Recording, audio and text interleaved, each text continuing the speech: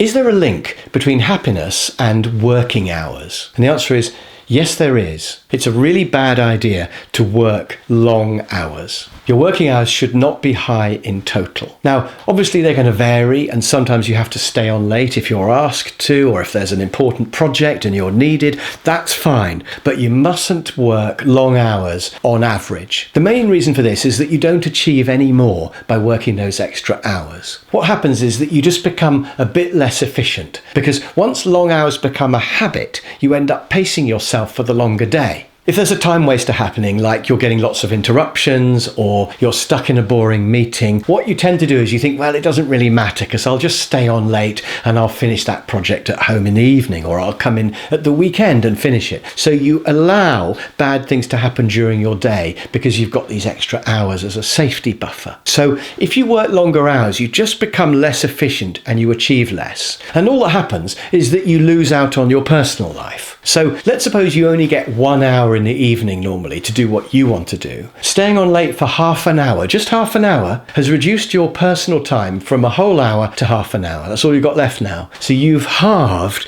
your personal life just by staying on late by half an hour. So staying on late is quite a big crime. But remember that sometimes you'll have to, of course. I'm talking about it mustn't become a habit. Now you may say, well, what does it matter if I have less time at home? And the thing about this is that you don't pay a happiness price immediately. If you stay on late and you just deal with one extra thing for half an hour, you don't pay any price to start with. Maybe you don't see your kids that evening, maybe it doesn't matter.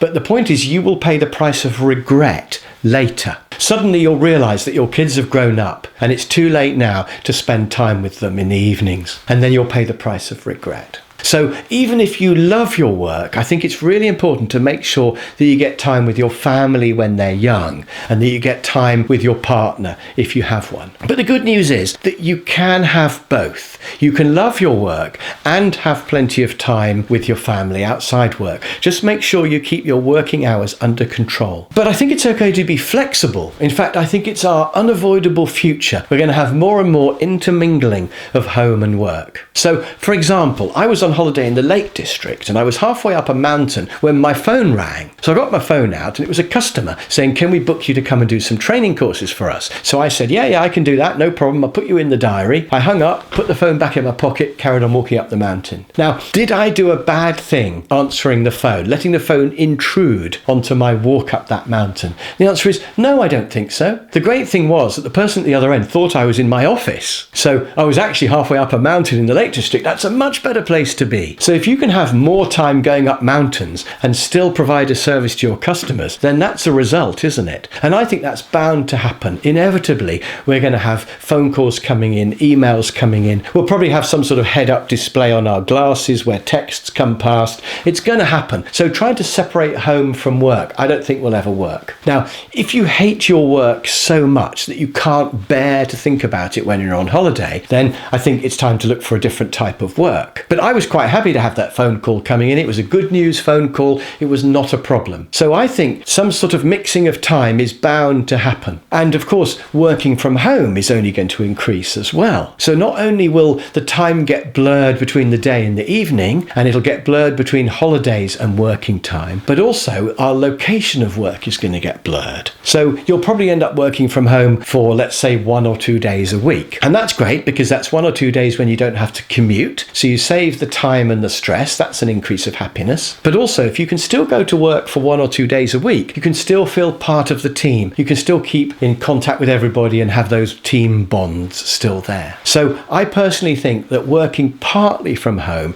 is probably the best way to do it. You can have the best of both. And if you don't work from home at all at the moment, you might want to think, would that suit me? You might want to think about how it would work. And if you think it would work well, you could suggest it to your boss. And then you could get a bit more time at home, a bit more flexibility, and a bit less commuting. So to sum this up then, I think it's really important to make sure that you get a good mixture of work and home, that you enjoy your work, but you also get plenty of time at home, whether it's with kids or partner, or even before you have kids, a chance to travel and see the the world and to indulge in all your hobbies, go mountain biking, play in a band, all the sorts of things that you might not have time for once kids come along. So it's really important to get that balance right between home and work. And I'm not saying work is bad. We need to enjoy and love our work, but also have plenty of time for home. So the key is to make sure that you've got plenty of time for each. Don't worry about them interweaving a bit though, because that's going to happen. And as long as each of them has enough time, as long as you have plenty of time to go up the mountains in the Lake District, as well as answering your phone, then you can have your cake and eat it, and you can get maximum happiness from both.